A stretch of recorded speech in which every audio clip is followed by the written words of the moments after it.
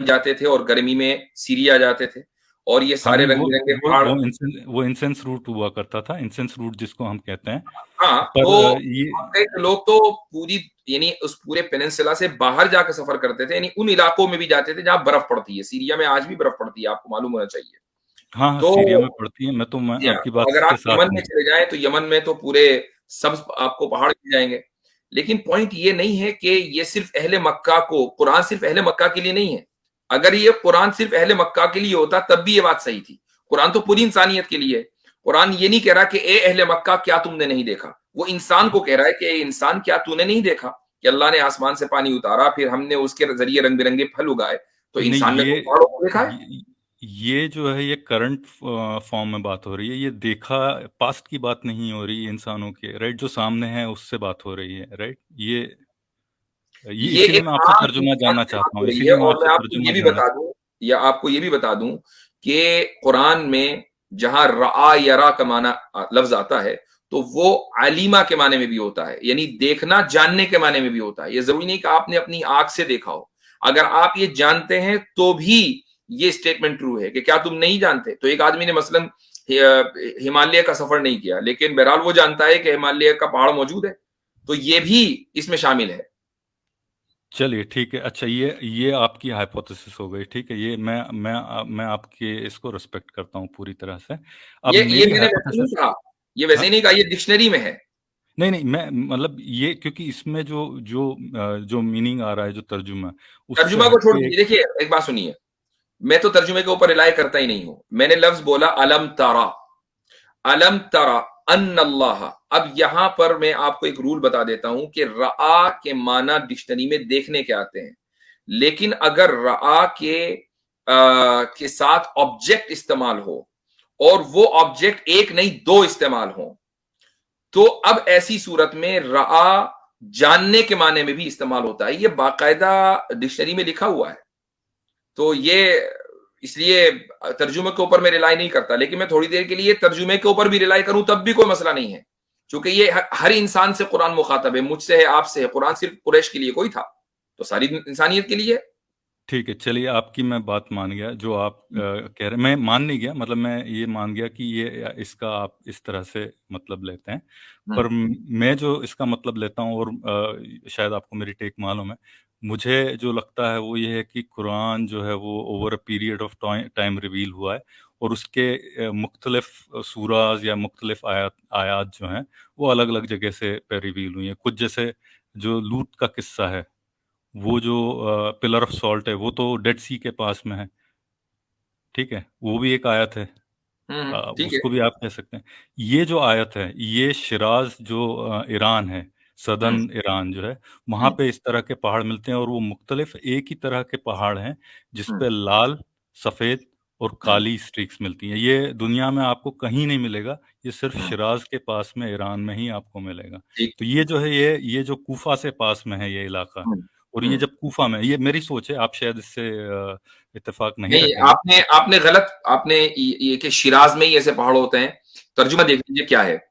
वमिनल जिबाल जुददुम बीदुम व हुमरुम मुख्तलिफुन अलवानुहा। और पहाड़ों में भी ऐसे पहाड़ हैं कि जो रंग बिरंगे हैं, सफेद हैं, लाल हैं, काले हैं। तो ये किसी एक पहाड़ के बारे में बात नहीं हो रही। पहाड़ों में अलग अलग रंग के पहाड़ हैं, उसकी बात हो रही है ये कि ये खुदा की कुदरत है कि उसने सिर्फ ये एक कलर के पहाड़ पूरी दुनिया में नहीं बनाए। ये सफेद, काले और लाल स्ट्रीक्स लिखा है ना उसमें, स्ट्रीक्स वाले। नहीं, ऐसे ये तो नहीं लिखा।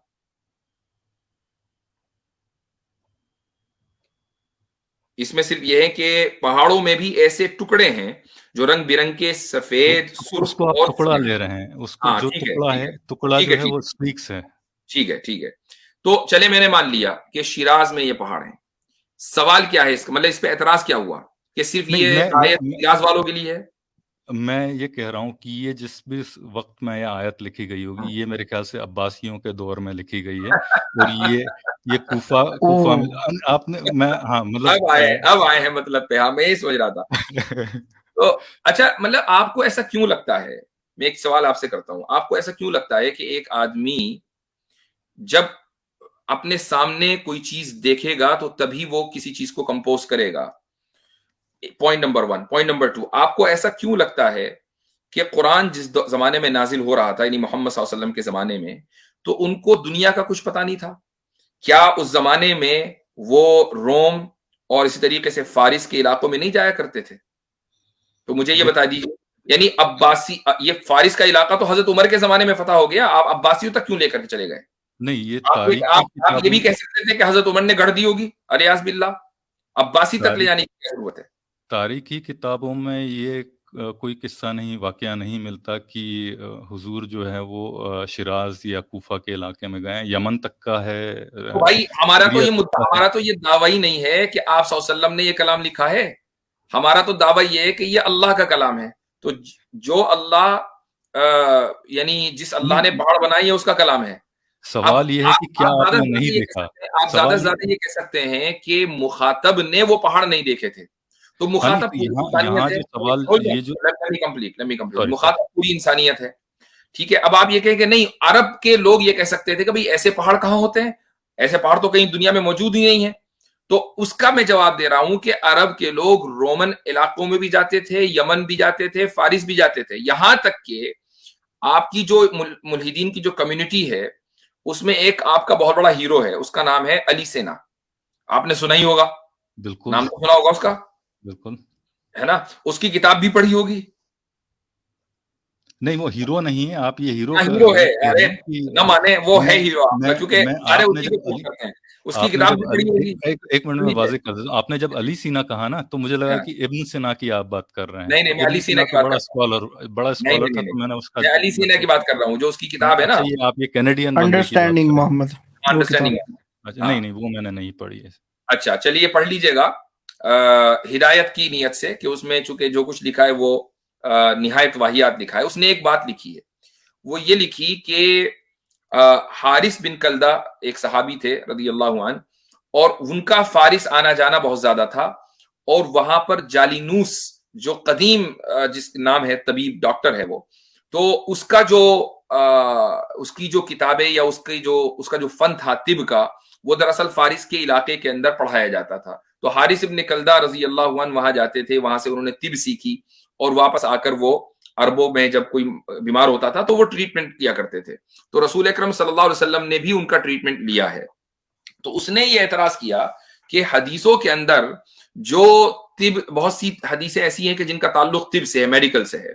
तो ये दरअसल हारिस इब्न कल्दा से सीखा है, और वो फारिस से सारा लेकर आए थे, मोहम्मद सल्लल्लाहु अलैहि वसल्लम ने उसको ऑन कर लिया। तो अब पॉइंट ये है कि आप एक, जहां मर्जी होती है वहां आपकी जो कम्युनिटी है वो अपनी बात कर देती है। चूंकि यहां मफाद इसमें था कि फारिस से कनेक्शन को साबित किया जाए, तो ये मान लिया गया कि हारिस इब्न कल्दा मोहम्मद सल्लल्लाहु अलैहि वसल्लम के दौर में और आपसे पहले भी फारिस जाया करते थे। अब चूंकि आपका मफाद इस ऑब्जेक्शन से इसमें है कि फारिस से कनेक्शन को साबित ना किया जाए, लिहाजा आपने कहा कि वो तो फारिस को जानते ही नहीं थे। नहीं, मेरा सवाल ये नहीं, दोनों अलग-अलग चीज़ें हैं। आप जो बात कर रहे हैं, जो इब्न खालदा जो है उसका लोकेशन जोंडी शाहपुर से उसका ताल्लुक था, ठीक है? वो हम्म। तो ईरान का इलाका था, वो तो आप सही बोल रहे हैं, पर वहाँ तो एस्टेब्लिश्ड है कि ए प्रायोरी अगर आपको कोई इन्फॉर्मेशन है कि वहाँ पे एक यूनिवर्सिटी हुआ करती थी, जो उस नहीं, ज़माने कुछ में नहीं, ना कोई यूनिवर्सिटी थी ना कुछ था, लेकिन मुझे जोंडी अभी जोंडी शाहपुर। सुन हाँ, लीजिए, उसको उसको डिबंक किया जा चुका है। मुझे उस मौजू पर बात नहीं करनी है, मैं इसी मौजू पर रहना चाहता हूँ। वो तो ठीक है, मैंने अपने चलिए। आर्ग्यूमेंट के तौर पर दिया, वरना मौजू कहीं कहीं से कहीं और चला जाएगा। क्या ठीक है, ठीक है, आप ये चलिए। कह रहे हैं कि जिस जमाने में कुरान नाजिल हो रहा था, उस जमाने में अरबों को फारिस का पता नहीं था? क्या आप ये कह रहे हैं? नहीं, ऐसा नहीं कह रहा हूँ ओके। मैं। क्या आप ये कह रहे हैं कि अरबों में से कुछ लोगों ने फारिस का सफर नहीं किया था?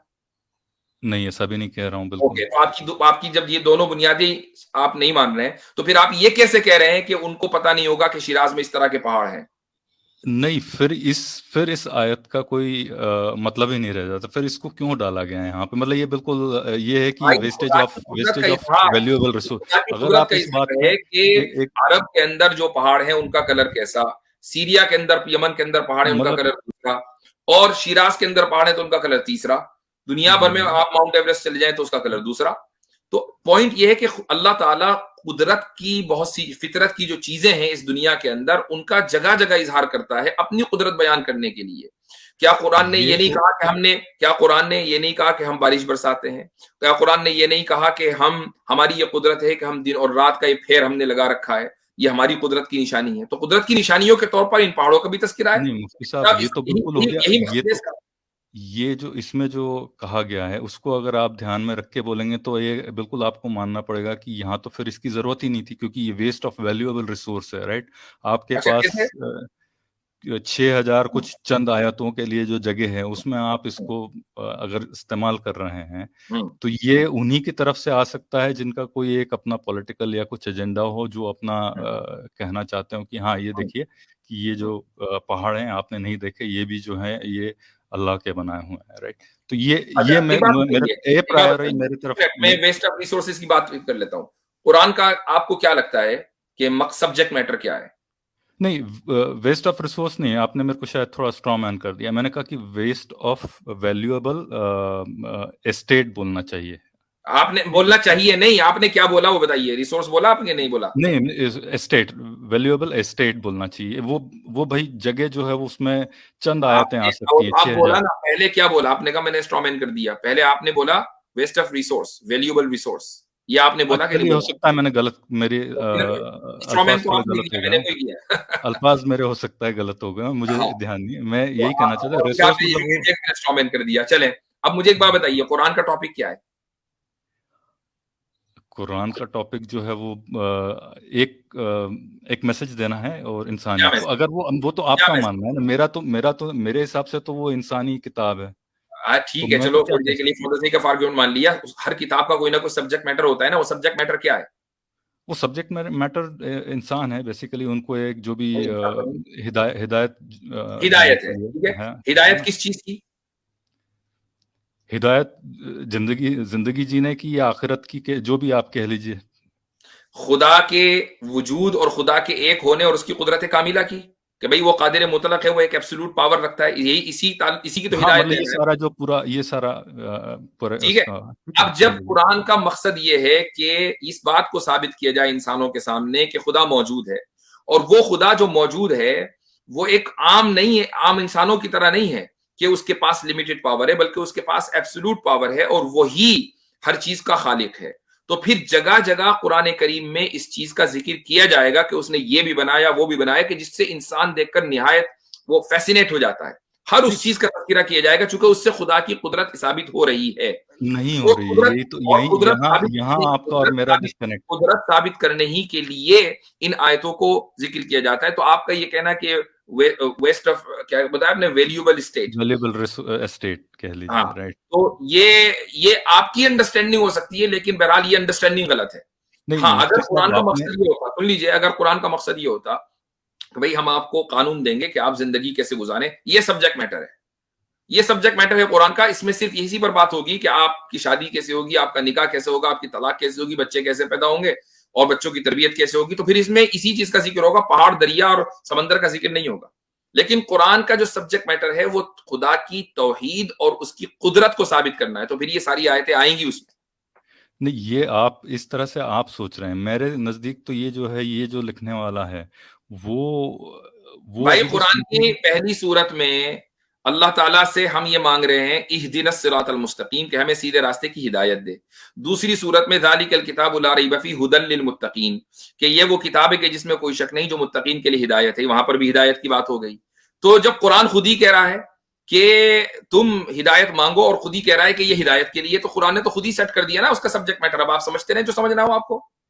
हाँ, नहीं, वो तो ये तो उसके लिए सही है ना मुफ्ती साहब, जो जो इस किताब को आसमानी किताब मानता हो, राइट? वो तो आपकी बात सही है, अरे मतलब आप जो कह आपने रहे हैं इसको उसमें। जमीनी किताब माना, किताब तो मान रहे हैं ना आप, ये किताब भी नहीं है।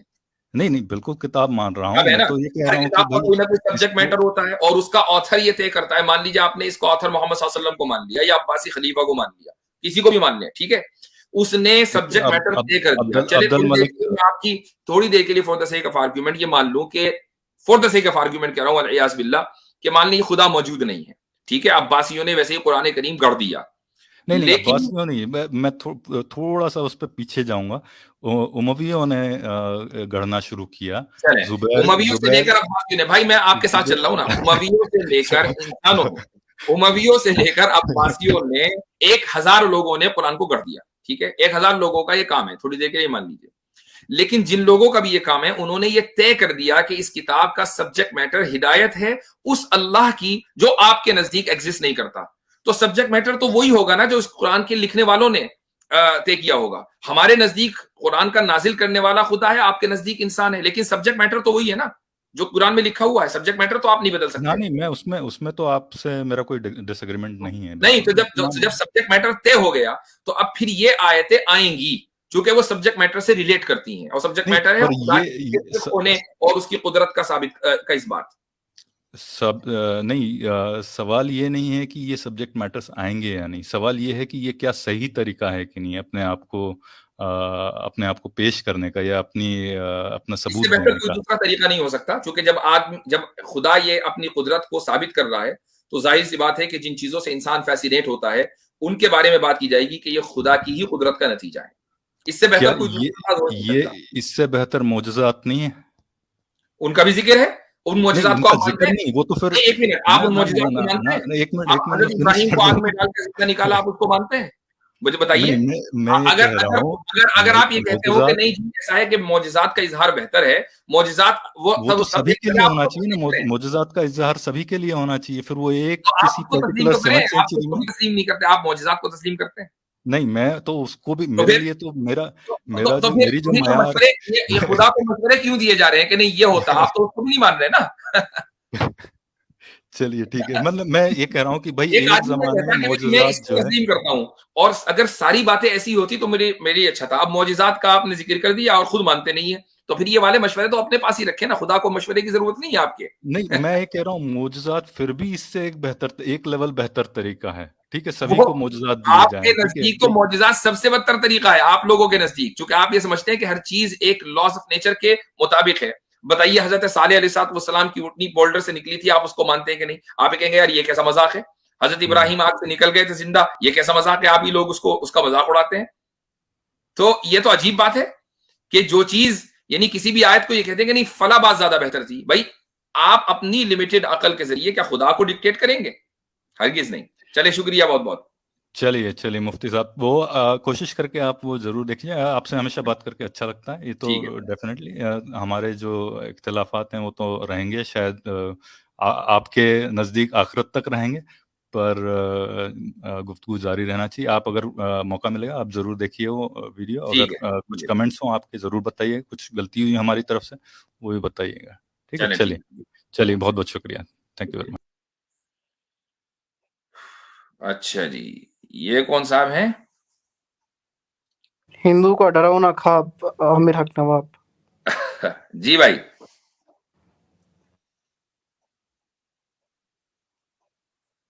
बोले भाई, आप स्टेज पर हैं। हिंदुओं का डरोना ख्वाब लिखा हुआ है। बोले भाई, अगर आवाज नहीं आ रही तो फिर मैं दूसरे को लूं। चलें जी। यूनुस।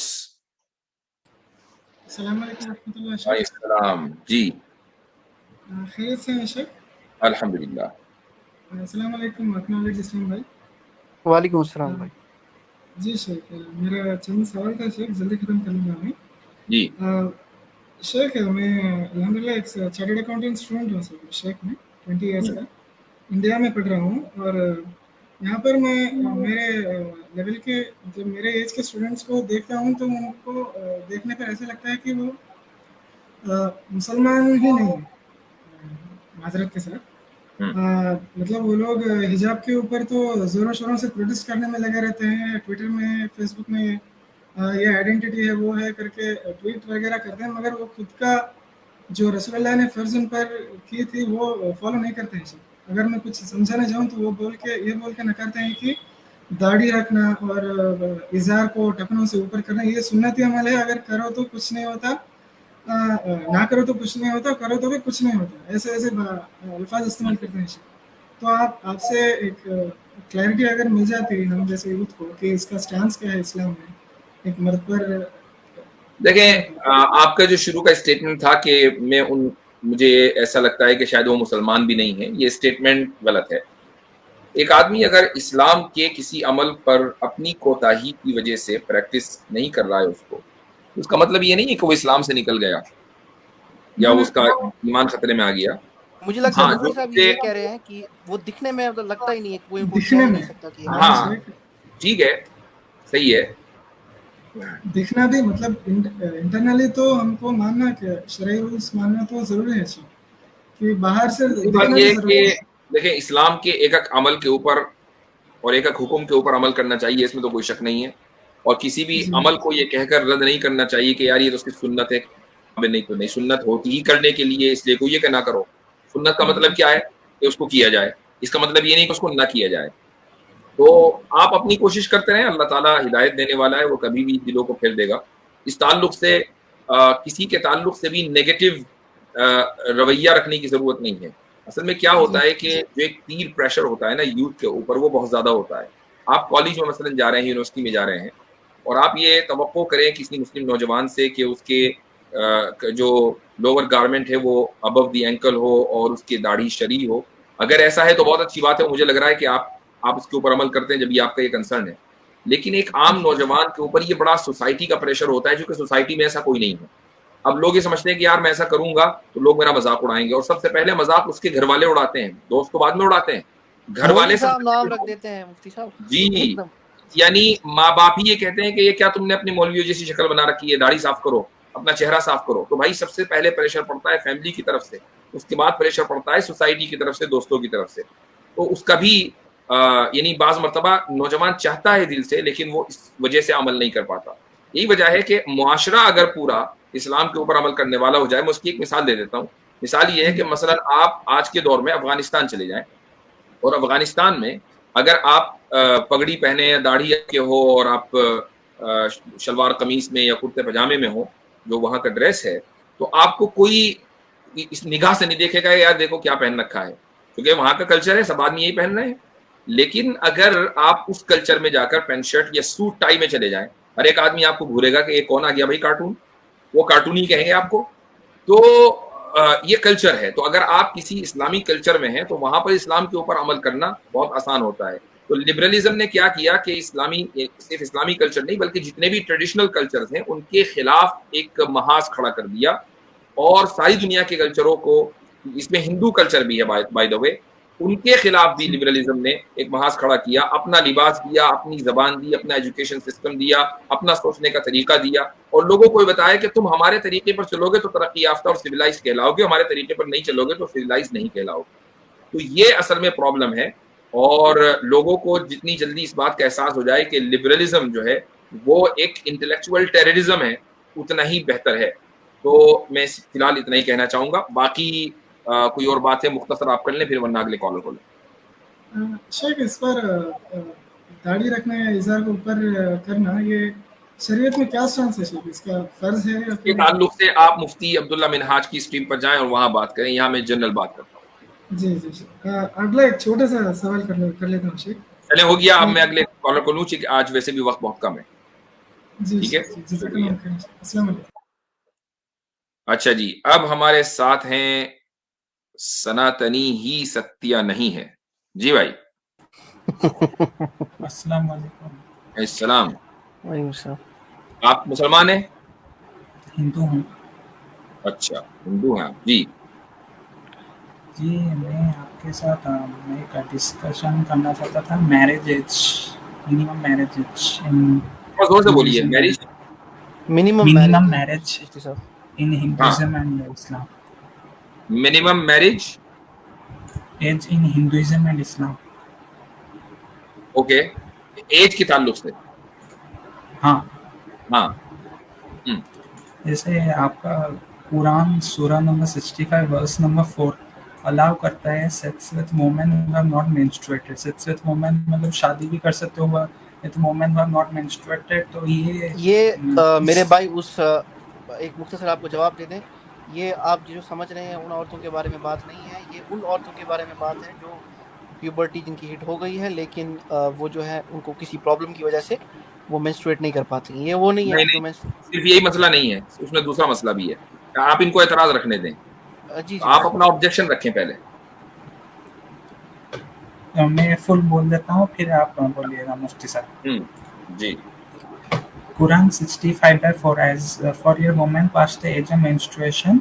मैं सार थोड़ा सा बोल देता हूँ. ये अलाउ कर रहा है to have sex with women who are non menstruate. Sex मतलब शादी के बाद obviously सेक्स मतलब शादी कर सकते हो आप वुमेन के साथ जो मेंस्ट्रुएट नहीं किए. और ये कुरान है जो सबसे ऑथेंटिक किताब है इस्लाम के अंदर.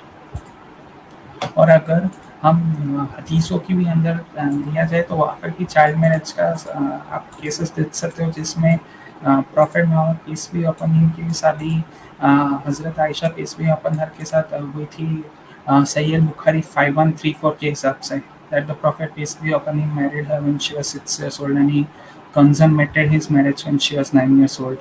तो इस पर मुझे एतराज़ है क्योंकि ये थोड़ा सा इनह्यूमन होता है इस्लाम पे. क्योंकि मुस्लिम्स बोलते हैं कि आप हिंदू धर्म में पैदा हुए थे? हाँ, हिंदू धर्म में पैदा हुए थे? 100% हिंदू ही है जन्म से. आप वही है ना कि जिसने कहा था कि मेरी माँ मुसलमान है? नहीं. अच्छा ठीक है. मैं पहली बार आया हूँ. पहली बार आया हूँ.